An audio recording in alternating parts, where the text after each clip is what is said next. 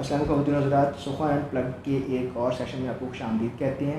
आज हमारे साथ अहमद सफ़ी साहब मौजूद हैं। अहमद सफ़ी साहब मशहूर राइटर इब्न सफ़ी के बेटे हैं और आज हम जानेंगे कि अहमद सफ़ी साहब कौन है, उनका तारुफ इसके अलावा क्या है, उनके क्या क्या काम करते रहे हैं और क्या क्या उनको पसंद आया।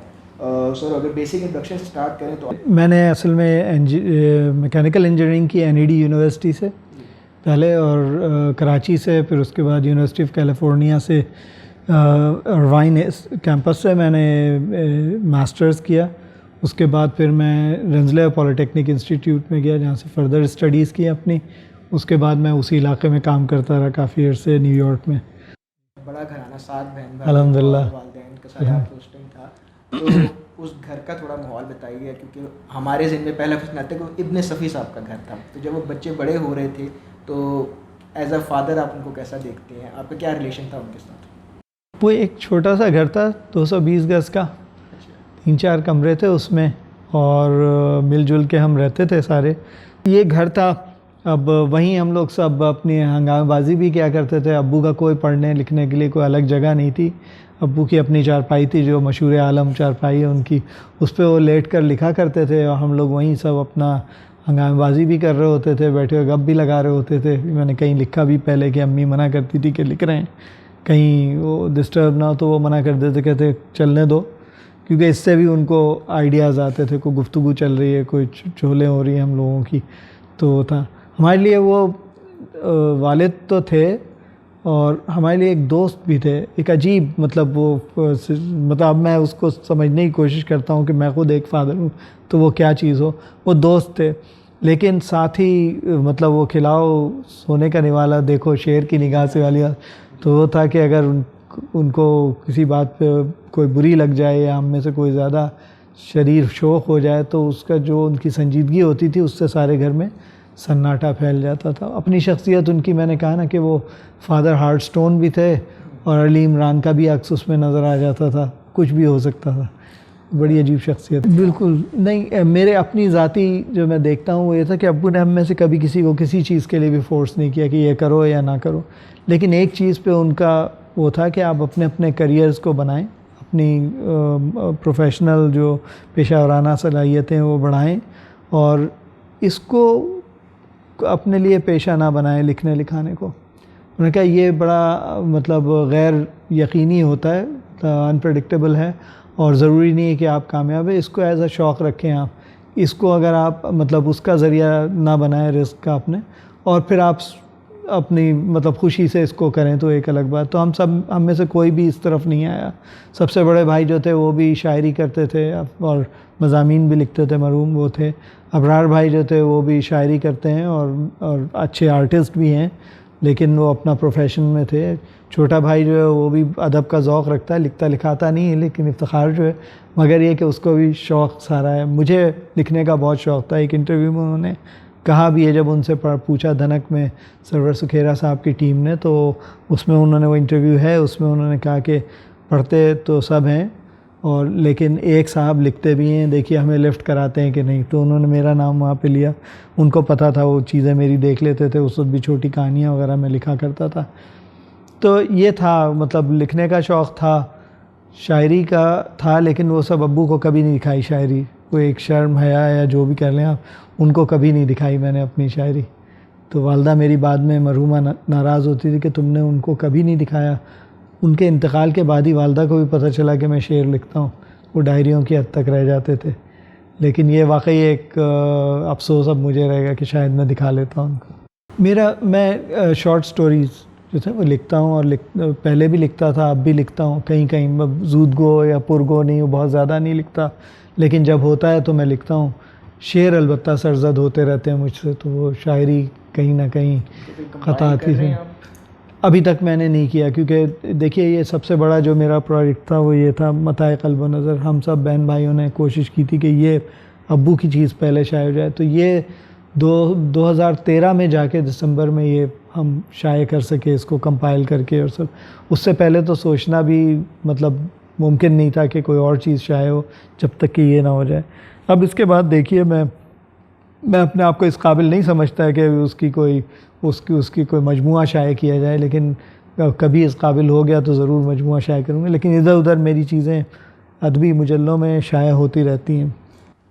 मेरी तो गुजारिश यही हो कि आप ज़रूर करें, कल को ये भी अफसोस ना रह जाए कि नहीं कर सके, नहीं कर वो उनको नहीं दिखा सके। अच्छा, इसके मुतालिक आप बताइएगा कि ये आपने इस प्रोजेक्ट को क्या लेके चले, क्या कॉन्सेप्ट है और इसमें क्या खुसूसियत है जो ये मैं हाँ इसकी जो ये बड़े मताए क़ल्ब व नज़र अब्बू का जो मजमूआ कलाम था, उन्होंने उस वक्त उसको कंपाइल कर लिया था। इसमें उनके सेलेक्टेड चीज़ें जो थी वो उन्होंने शामिल की थी और वो चाहते थे कि वो शाया हो, लेकिन उनका बहुत सारा गैर मुदव्वन कलाम जो था वो भी मौजूद था। तो अब्बू के इंतकाल के बाद फिर ये हुआ कि लोगों ने कहा कि इसको शाये कर दें फ़ौरन, इस वक्त बिकेगा बहुत, तो वो हम लोगों के लिए तकलीफ़ दे था। हम सब भाइयों ने ये ख़ुद वो किया कि हम किसी की मदद लिए बग़ैर इसको ख़ुद छापेंगे और अच्छी तरह से छापेंगे जब हम छापें इसको, ताकि ये शाये जब हो तो अच्छी उसमें हो। फिर इसको करते करते मेरे बड़े भाई ने कोशिश की, वो मुकम्मल नहीं हो सकी। काफ़ी अरसे हम लोग कोशिश करते रहे, सब अपने अपनी जब चीज़ों से फ़ारिग हुए, वो डॉक्टर बन गए, अबरार भाई इंजीनियर हो गए, मैं भी निकल गया पढ़ने के लिए, वापस आया। फिर ये भाईजान के इंतकाल के बाद फिर मैंने इसको लिया अपने हाथ में और फिर कोशिश की कि इसको करें। और फिर मैंने जमा किए जो चीज़ें इधर उधर बिखरी हुई थी उनको भी इकट्ठा किया, 40s की जो चीज़ें थी उनको भी जमा किया, उनको एक अलग इसमें एक ज़मीमा बना के उसको शामिल कर लिया कि एक ही दफ़ा शाया होना है, अब तो ये सारा एक जगह पे आ जाए। तो ये था। अब इसमें बड़ी इंटरेस्टिंग चीज़ें हुई कि इसको शाया करने वाले जो हैं फ़ारूक साहब, वो भी अटलांटिस के, वो भी अब्बू के डाई हार्ड फ़ैन हैं, उनको वो दिल से चाहते हैं और उन्होंने बहुत इसके लिए मेहनत की कि ये हो जाए। फिर ये हुआ कि जनाब इस पे टाइटल किस तरह से बने, कौन बनाए। तो टाइटल के लिए जो ये स्केचेस आप देख रहे हैं अब्बू के अपने बनाए हुए, वो जब मुसव्विदा लिखते थे तो साथ में वो कुछ ना कुछ स्केचिंग करते थे, वहाँ से मैंने उठाया। और एक और डाई हार्ड फ़ैन है अताउर रहमान खाकी साहब जो आर्टिस्ट हैं, उनको दिया ग्राफिक आर्टिस्ट के, यार इनको लेके आप किसी तरह से इसको लेके आए डिजिटली, तो उन्होंने किया। तो इसमें जितने लोग शामिल होते गए वो सब वो थे जो उनसे मोहब्बत करते थे। ये मोहब्बत की कहानी है सिर्फ इसमें, ये पूरी जो किताब है इसमें कोई और चीज़ या कमर्शलिज़म किसी किस्म का नहीं शामिल। तो वो सारा इसके अंदर लाके और फिर इसको जमा करके और इसकी पेश किया गया इसको सब। ये सारा कहाँ अवेलेबल है? अगर आजकल के जो क्योंकि हम लोगों को कुछ लोगों को बस पुरानी किताबें पढ़ी हैं, कुछ पर 4 पार्ट हैं, 5वां मिसिंग है, तो अगर कंप्लीट कलेक्शन आप गाइड्स करके कि कहाँ से ये किताब उनका मजमूआ या बाकी सारी किताबें? ये इस वक्त वैसे तो लाहौर में हमारा असरार पब्लिकेशंस का इदारा मौजूद है, उसकी सारी इंफॉर्मेशन जो है अगर आप इसको लोग आसानी से जा सकते हैं, ibnsafi.info IBNESAFI one word .info INFO, इस पे जाके देखें तो ये सारी लिंक्स मिल जाएंगे। तो ऑनलाइन हमने अभी नहीं की हैं किताबें, वो शायद हो जाएंगी, लेकिन वहाँ से आपको कम से कम ये है कि प्रिंट वर्जन आप कहाँ से ले सकते हैं, क्या है वो वहाँ पे आपको इन्फॉर्मेशन मिल जाएगी सारी। दोबारा अहमद सफ़ी साहब पे आते हैं, तो अहमद सफ़ी क्या लिखना चाहते हैं? जब वो लिखने बैठते हैं तो वो क्या सोचते हैं, क्या कहना चाहते हैं? हाँ, ये बड़ा मुश्किल काम है बताना कि क्या सोचते हैं क्या, लेकिन एक चीज़ है कि मुझे जो चीज़ वर्से में मिली है, जो हक़ जो है उसकी बात की जाए, बातिल जो है उसको कभी सुरखरू ना दिखाया जाए, क्योंकि वो होता नहीं है। अब बातिल की शिकस्त और हक़ की फ़तह, चाहे मैं कोई चीज़ भी लिखूं, और उम्मीद, मायूसी से बचाओ। अब्बू की पूरी ज़िंदगी इसमें लगी कि मायूसी ना फैले, हमेशा पॉजिटिव, हमेशा मुस्बित चीज़ दिखाएं, उम्मीद दिलाएं, क्योंकि उसके बाद जब तक आपकी उम्मीद नहीं होती आपके पास, आप आगे नहीं बढ़ सकते, ठीक है ना। उम्मीद का कत्ल सब कुछ ख़त्म कर देता है। तो मेरी जब भी मैं कोई चीज़ लिखता हूँ, मेरी कोशिश होती है कि उसमें उम्मीद का अंसर शामिल हो, उसमें पॉजिटिव हो, मुस्बित हो, वो मायूसी के ख़िलाफ़ हो। क़तात में है मेरे कुछ, ये मैं सुनाता हूँ कि एक आजकल आपको शायद ये ज़्यादा रेलेवेंट लगे। कालमों का माहसल जब तर निवाले हो गए, अखबारी कालम। कालमों का माहसल जब तर निवाले हो गए, दूर ख़बरों से बहुत अखबार वाले हो गए, दूर ख़बरों से बहुत अखबार वाले हो गए। ये छपाई से ज़्यादा है सहाफ़त की अता, ये छपाई से ज़्यादा है सहाफ़त की अता। सुबह का अखबार पढ़कर हाथ काले हो गए, सुबह का अखबार पढ़कर हाथ काले हो गए। और इसी तरह से एक और छोटा था कि बेचेंगे वो अखबार और रसाइल को कहानी, बेचेंगे वो अखबार और रसायल को कहानी, कहते हैं मसाइब मेरे सुनकर बहुत अच्छे, कहते हैं मसाइब मेरे सुनकर बहुत अच्छे, निस्बत है मिजाजन मुझे गालिब से, वगरना हैं और भी दुनिया में सुखनवर बहुत अच्छे। इसी तरह की चीज़ें हैं, मतलब ये छोटे उसके आजकल का आप देख लें कि टैबलेट, फ़ोन और कंप्यूटर, टैबलेट, फ़ोन और कंप्यूटर, अब तो इनमें ही बढ़ गया हूँ मैं। टैबलेट, फ़ोन और कंप्यूटर, अब तो इनमें ही बढ़ गया हूँ मैं, दूर वालों से राब्ते में हूँ, घर के लोगों से कट गया हूँ मैं। मेरा दिल बड़ा चाहता है अदब अतफ़ाल की तरफ। कुछ चीज़ें हैं मेरे जहन में, कुछ आइडियाज़ हैं जिनको मैं करना चाहता हूँ, कुछ ऐसी चीज़ें हैं जिनको मैं कंटिन्यू करना चाहता हूँ। वहाँ से अब्बू की जो थी, उन जासूसी दुनिया इमरान सीरीज़ नहीं लिखूँगा। बहुत से लोग पूछते हैं, मैं कहा नहीं, वो क्लासिक है, उस पर बहुत लोगों ने कोशिश कर ली। जब निकालूँगा अपनी राह निकालूँगा, लेकिन कुछ चीज़ें उनकी ऐसी हैं जिनको मैं चाहता हूँ कि वो कंटिन्यू हों, उनका ताल्लुक़ सिर्फ अदब से नहीं है, तो उन पे आप देखेंगे इंशाल्लाह।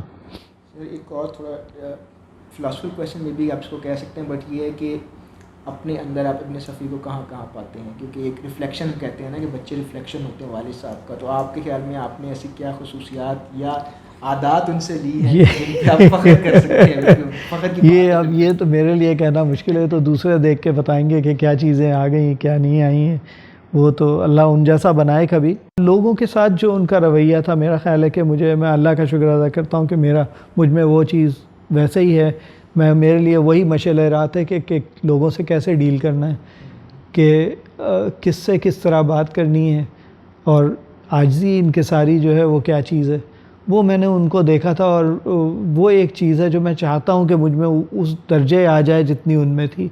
बहुत मुश्किल है, बहुत मुश्किल है। बहुत लोग उनको बहुत कुछ उनके साथ कर गुज़रते थे और वो पलट के एक लफ्ज़ नहीं कहते थे और मुस्कुराते रहते थे।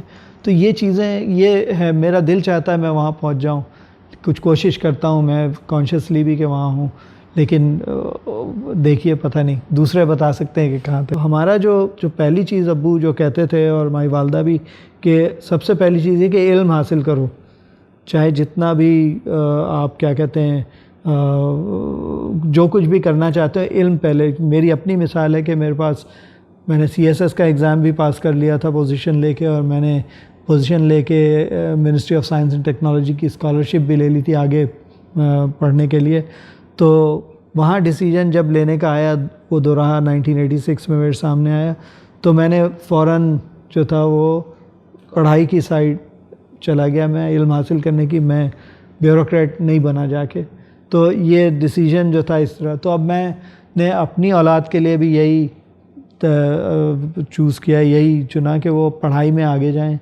तो मेरी बेटी भी अब PhD कर रही है वहाँ पे साइकोलॉजी में, और उसने साइकोलॉजी इसीलिए चुना टॉपिक के वो मतलब उसके दादा को इससे शौक़ था, और फ़िलासफ़ी और साइकोलॉजी से उसने ये सोच के कॉन्शियसली ये लिया। बल्कि उसका मास्टर्स का जो थीसिस था, अगर आप देखें उसका बैचलर्स का जो थीसिस था रादर, वो उस पे था कि क्या च्युइंगम खाने से कंसंट्रेशन बढ़ती है आदमी की जो काम कर रहा होता है, और उसकी रीज़न क्या थी आप बताइए? इसलिए कि अली इमरान च्युइंगम, ये उसका बैचलर्स थीसिस FC कॉलेज से। जी हाँ, तो उस पर उसने पूरी रिसर्च की, साइंटिफिक रिसर्च की, कंप्यूटर की मदद से लोगों को और पूरे एक डेमोग्राफी के ऊपर, और उसने अपने रिज़ल्ट्स निकाले हुए। इंटरेस्टिंग है कि वाकई होता है ऐसा। तो वो लेके चली। बेटा जो है अभी A लेवल्स उसने किए हैं और वो आगे जाके पढ़ना चाह रहा है, लेकिन वो साइंस, टेक्नोलॉजी, इन सब चीज़ों से हट के गवर्नमेंट और पॉलिटिक्स में आगे करना चाह रहा है काम, क्योंकि उसको ये है कि उसे जहाँ भी वो तालीम हासिल करे, उसे यहीं वापस आके यहीं के लोगों के लिए जो मसाइल हैं उनको हल करे। उसने बहुत सारे काम और किए हैं ट्रांसजेंडर कम्युनिटी के लिए, और दूसरे इस वक्त में भी वो, यानी इस लेवल पे भी वो मिनिस्ट्री को मशावरत में शामिल है उनके साथ, ह्यूमन राइट्स की मिनिस्ट्री में कई साल से। तो ये सारी चीज़ें वो हैं जो इंसानी हुकूक़ के बारे में अब्बू के ख़यालात थे, तो वो तो वहाँ पे उसी तरह से ट्रांसफ़र हो गई। हाँ, इमरान सीरीज़, जासूसी दुनिया, दोनों को पता है और दोनों उसको जानते हैं, बच्चे पढ़ते भी हैं। और लेकिन ये कि लिखने की तरफ, वो लिखना अपना ही है उनका, किसी और मकसद से किसी और चीज़ों की तरफ लिख रहे हैं। लेकिन अभी वो उस जगह है जहाँ मैं कभी था कि मुझे वो चीज़ देखने को नहीं मिल रही, जैसे कि मेरे वालिद को मेरी चीज़ देखने को नहीं मिली थी। सो ये अब अमले मकाफात है जो मेरे साथ हो रहा है। नहीं, मुझे लगता है सर आपको ज़रूर देखने को मिलेगा। एक तो आजकल डिजिटल में कुछ छुप नहीं सकता, सही बात। कहीं भी पब्लिश किया वो आपको वैसे ही पता चल जाएगा। जी जी। नहीं, आप सर वो बड़ी अच्छी आपने खूबसूरत बात की है, और उसमें मुझे मेरे छोटी सी जो वो एक कमेंट यही हो सकता है कि उन्होंने शायद लिखने को अपना वो पेशा मीडियम बनाया। समझा, जी, पेशा जी। बनाया, जिसके थ्रू वो वही आप कह सकते हैं कि वैल्यूज़ को वो फ़रोग दे रहे थे, और अब आपने अपने तरीके से उसको किया। बच्चे जो हैं वो अब नई जनरेशन प्रॉब्ली हैं, तो वो साइकोलॉजी में थीसिस लेके उसको आगे लेके जा रहे हैं, ट्रांसजेंडर के साथ काम कर रहे हैं।